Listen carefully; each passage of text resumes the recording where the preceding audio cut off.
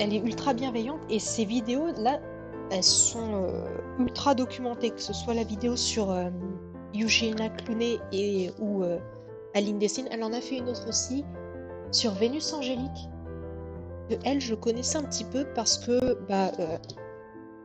ça se voit un petit peu à ma tenue aujourd'hui. Je porte le style Lolita, donc qui est les robes bouffantes là. Donc rien à voir avec les femmes enfants sexualisées, ça c'est de la grosse merde. Mais bref, c'est...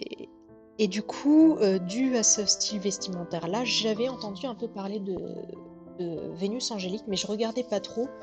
Déjà parce que c'est du contenu anglophone, ensuite parce que c'est une suite Lolita, et puis parce que c'est du contenu lifestyle qui, moi, m'intéresse pas, honnêtement. Donc je regardais pas.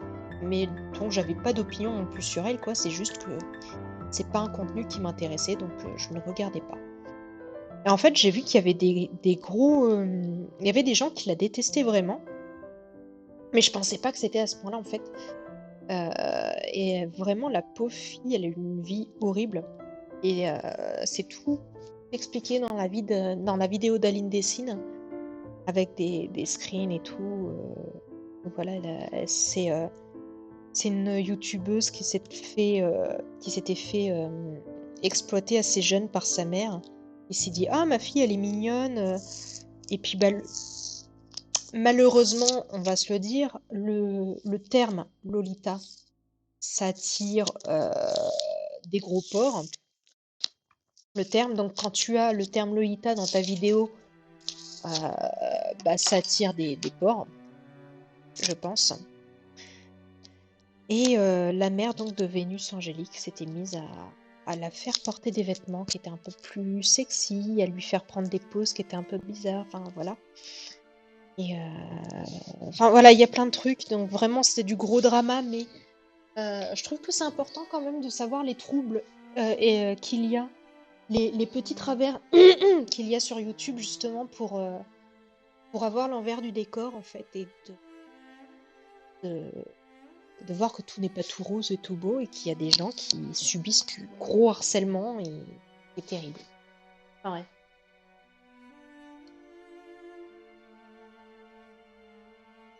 ouais. Merci, c'est gentil. Enfin voilà, du coup, il est minuit 13, ça va. Pas trop tard. Enfin, à mon échelle, c'est pas trop tard, mais je vais quand même.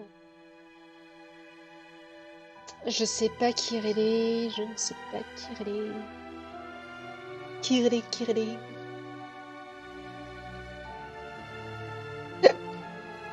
J'ai ok.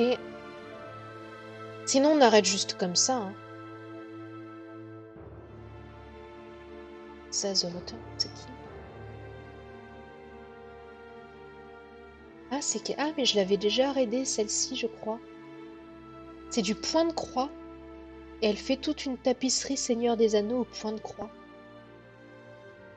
T'as l'image en haut de ce qu'elle est en train de faire. Et c'est juste une dinguerie. Donc je vais vous envoyer chez elle. Par contre, c'est un contenu anglophone.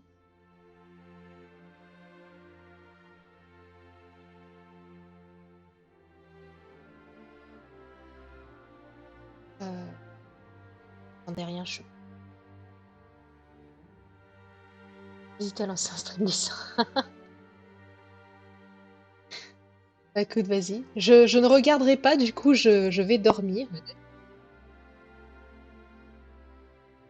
Ah, j'ai vu en plus dans mes alertes, parce que je ne les regarde pas le matin, mais j'ai vu ce matin dans mes alertes que tu avais commencé un live ce matin à 5h20. J'étais en mode, pardon. Ah, voilà, du coup, je vous envoie chez Sasakas. J'espère que je le prononce bien, qui est anglophone, mais qui fait une tapisserie Seigneur des Anneaux au point de croix. Et on voit le rendu final que ce sera en haut de son écran, et ça va juste être incroyable. Ça a juste l'air d'être grandiose. Je sais pas à quel endroit elle en est là, je vois. Ah si, ça doit être... ça ressemble au milieu. Ok, bref, je vous envoie chez elle, vous allez voir, c'est incroyable. Donc bonne soirée, puis on se retrouve demain pour le stripping couture. Je vais faire donc des coussins pour une cliente et un sac à goûter pour le fils d'une copine qui, qui fête son baptême ce mois-ci et où je ne suis pas allée parce que c'est un peu trop loin pour moi. Voilà, voilà.